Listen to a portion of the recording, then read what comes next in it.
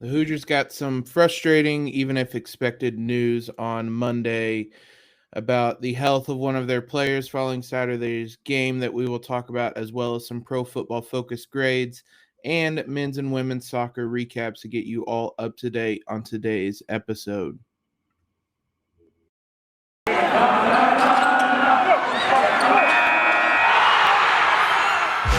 You are Locked On Hoosiers, your daily podcast on the Indiana Hoosiers. Part of the Locked On Podcast Network, your team every day.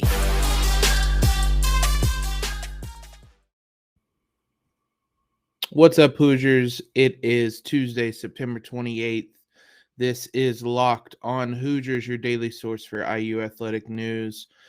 I am your host, Jacoby Hewitt. I'm actually coming to you early on Monday. I'm trying to record this to make sure there's one out for Tuesday, not to leave you guys hanging, as I will be traveling all day Monday as soon as I get done recording this, hoping to upload it at the airport. But the show must go on. And actually, it was a somewhat good timing to start recording because we got some news this morning that we will dive into from the press conferences on Monday. Before we do that, I want to make sure you guys are subscribed to our YouTube channel at Locked On Hoosiers. Typically, the podcast goes up earlier on the YouTube channel than the podcast feeds. I usually put it up the night before on YouTube, give you guys a sneak peek. So if you want the episodes a little bit earlier, be sure to head on over to the Locked On Hoosiers YouTube channel. Appreciate you guys making us your first listen today and heading over to subscribe on wherever you're listening to podcasts as well as on YouTube.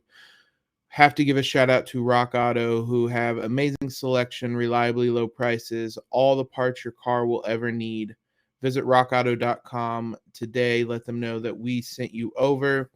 And as always, you can follow us on Twitter at LO_Hoosiers, Instagram, Locked On Hoosiers. Got all that out of the way. Let's dive into the show today. The unfortunate news, not surprising news, Tom Allen confirmed on Monday morning that DJ Matthews would be out for the season with a torn ACL.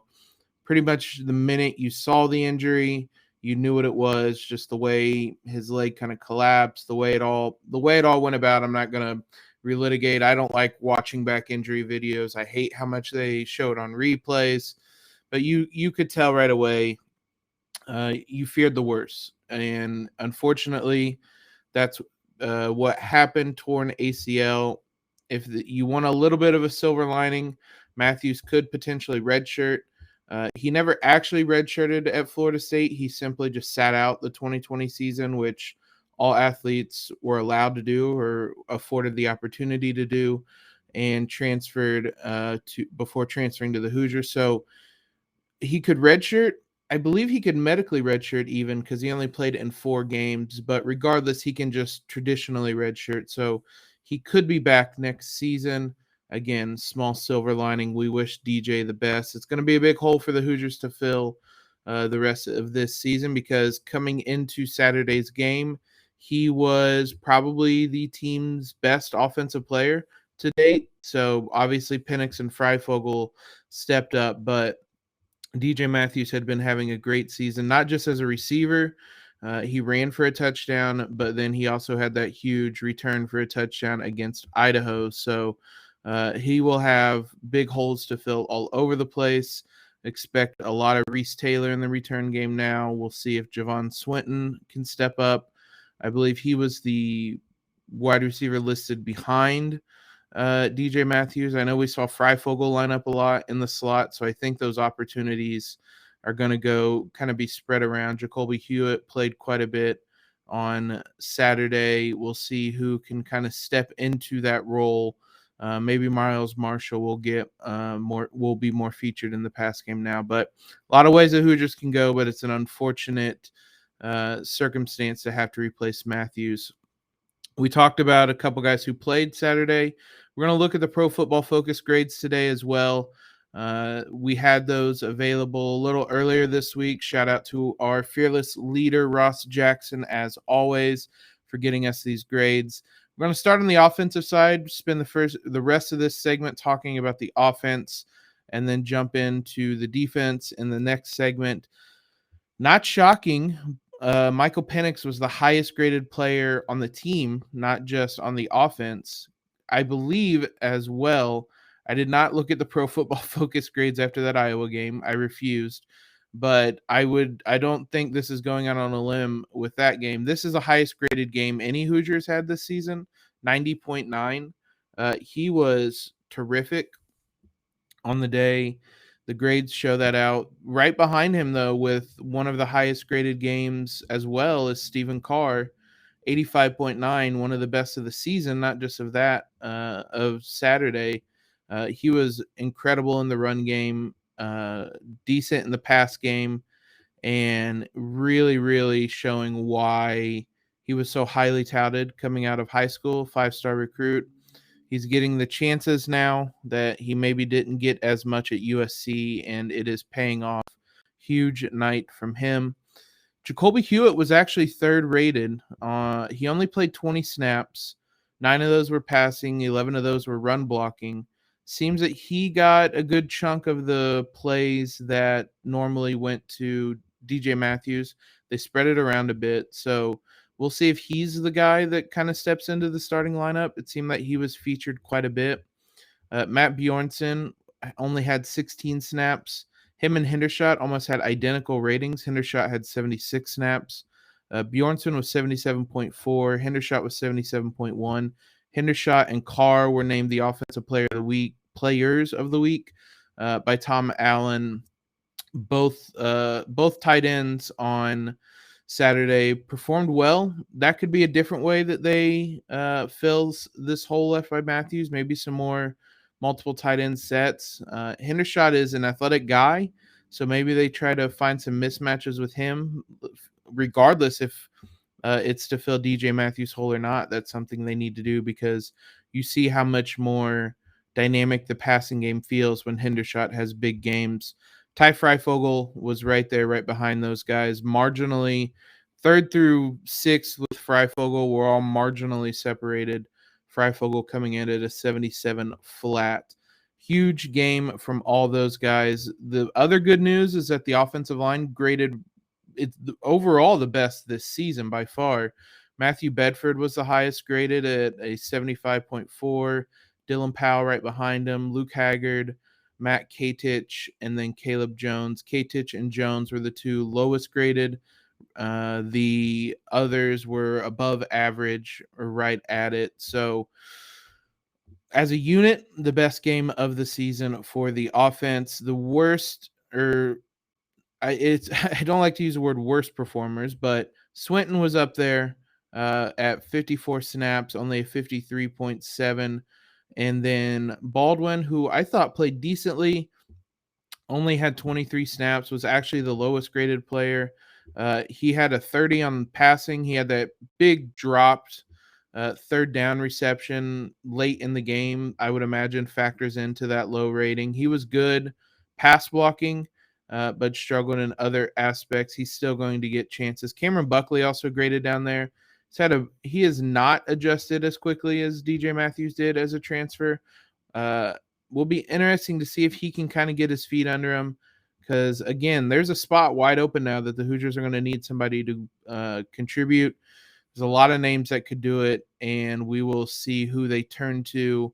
But after last week, or after Saturday, I should say, Jacoby Hewitt is the leader in the clubhouse. We're going to look at the defense, who did not have nearly as good of a day on Saturday, here in one moment.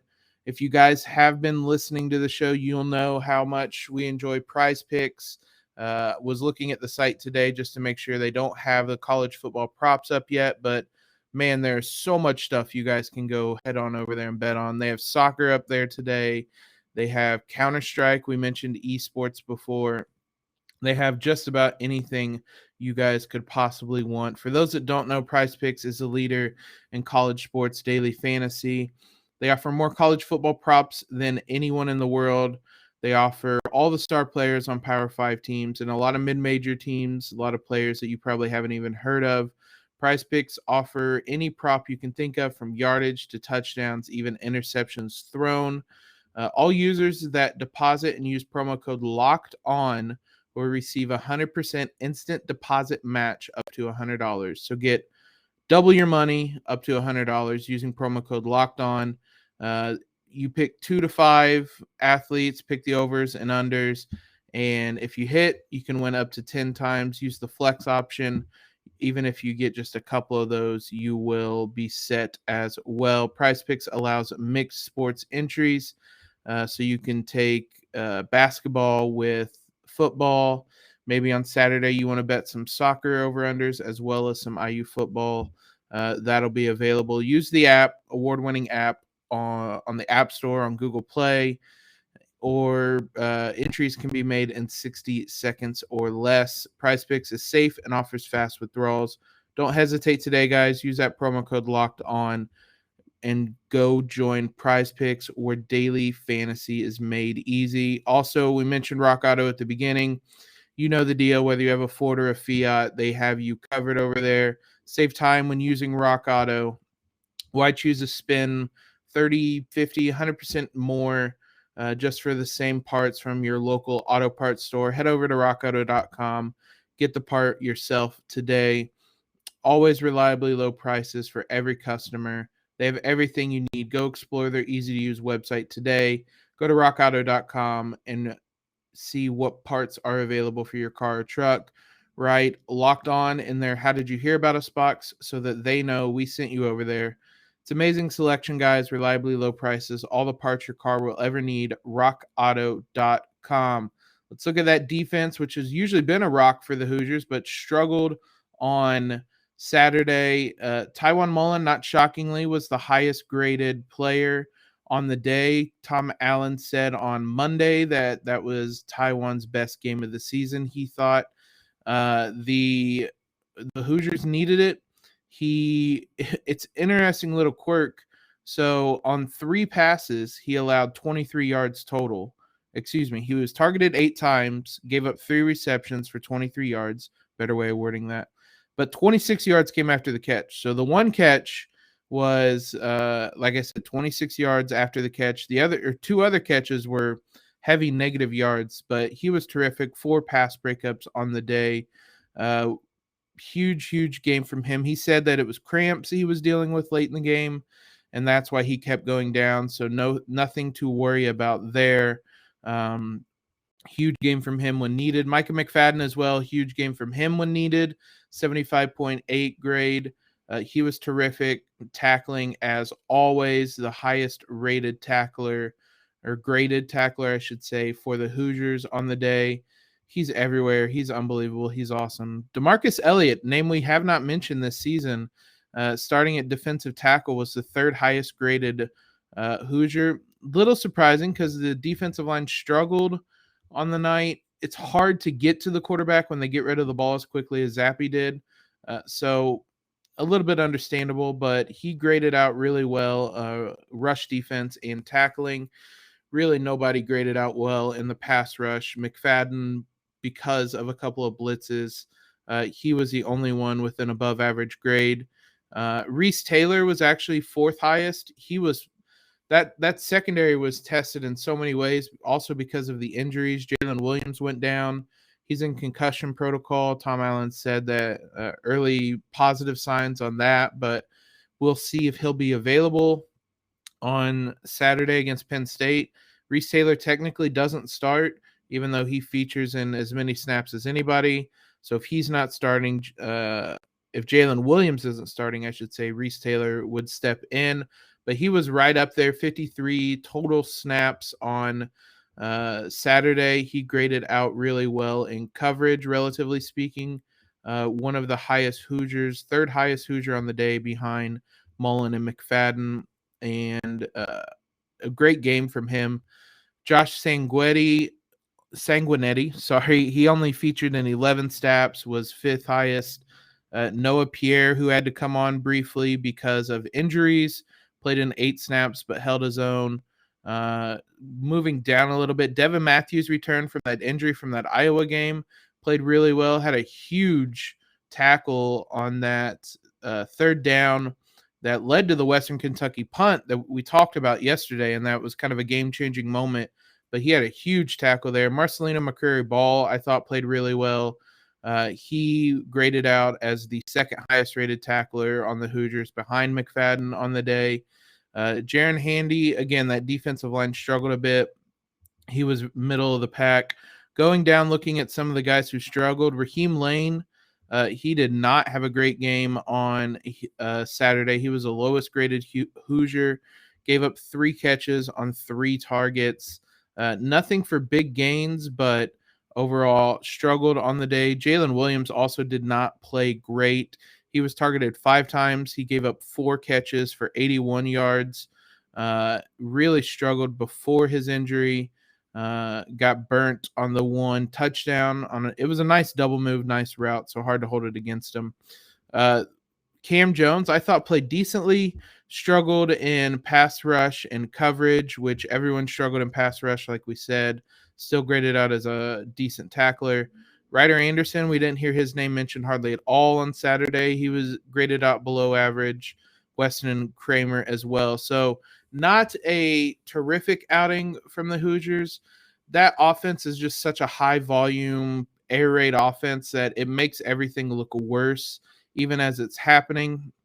So while this is certainly the Hoosier defense's worst performance, I'm interested to see how that Western Kentucky offense matches up with other teams the rest of the season. They're not going to really get too many chances to do that in Conference USA, but they do play Michigan State on Saturday, so be a nice little barometer test to kind of keep an eye on how Michigan State does against it and how the Hoosiers handle it, to kind of compare the two teams for the matchup down the road. But interesting takeaways from those Pro Football Focus grades.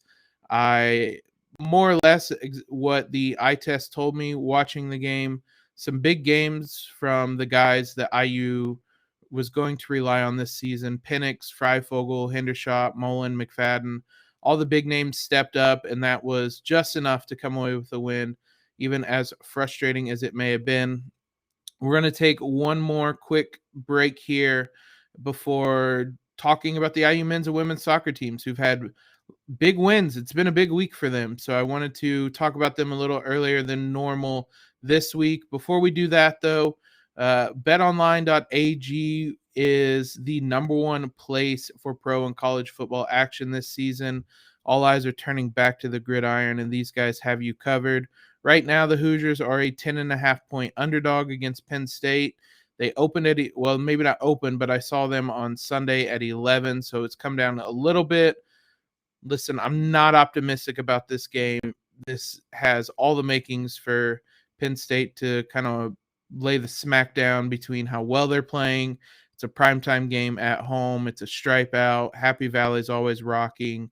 And if you don't think they have revenge on the mind from last season, then you are kidding yourself. We will talk to Kevin McGuire later in the week in a crossover episode. He is the host of Locked on Nittany Lions. We will certainly ask him how much revenge is on the mind, but I don't feel good about that right now. I would probably lean towards taking Penn State at that line, but you guys can head on over there today where they have even more odds, props, and contests. BetOnline.ag continues to be the number one source for everything football. Use promo code NFL100 to get a 100% welcome bonus today. Just like Prize Picks, they will double your money, whether it's football, basketball, boxing, or your favorite Vegas casino games. Don't wait to take advantage of all the amazing offers for the 2021 season. BetOnline's the fastest and easiest way to bet on all your favorite sports. BetOnline, your online sports book experts. Finish up here talking about men's and women's soccer. Men's team we'll start with first. Had a big win over Michigan State.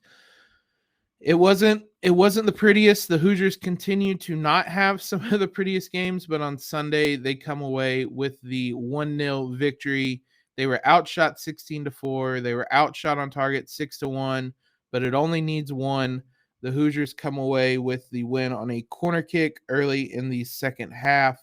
Patrick Mcdonald, another freshman that we have not talked about this season, It was bouncing around in the box after a Spencer Glass corner. Right place, right time. Mcdonald pokes it into the top corner. The Hoosiers have 10 goals this season. 5 of them have come from freshmen, whether it's Mcdonald with his first on Sunday. Mahalic has 2. Sarver has 2 as well. Those other 2 guys we have mentioned quite a lot, so I'm sure you guys should be familiar with them if you aren't already. Huge day from Rowan Celentano, as you can tell by the shot numbers we gave out. Michigan State had 6 shots on goal. He saved them all. That's what you expect from an All-American. Huge game from him. It's still ugly. It's still not the prettiest from the Hoosiers right now. The offense is still struggling. Becerra still hasn't really hit the ground running since his injury early in the season. The good news is the Hoosiers have a 4-game homestand starting on Friday.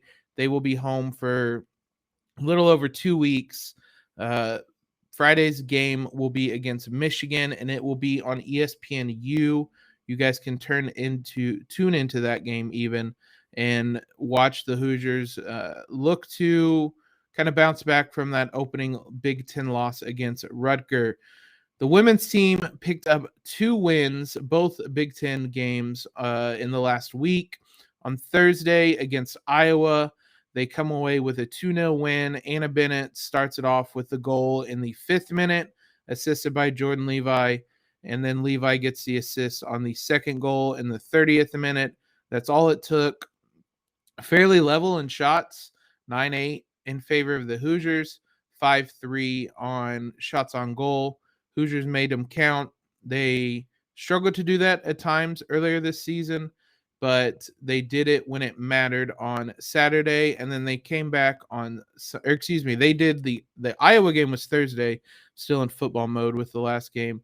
The Iowa game was Thursday. They came back on Sunday against Illinois with a come-from-behind victory. Fell behind early. They did a lot of tactical shifts, try to get things right. Eventually, it all clicked later in the second half. Paige Weber fires one in from outside the box in the 64th minute to level it. Melanie Forbes gets her first career goal with a long run and a nice finish across the keeper into the bottom corner in the 79th minute. And the Hoosiers held strong for the rest of the game to see out the win. Jamie Gerstenberg had a couple big saves. She was freshman of the week earlier in this season, had a couple big saves late on to ensure the Hoosiers come away victorious. They are now 8-2-1, the women's team on the season, 2-1 in Big Ten play.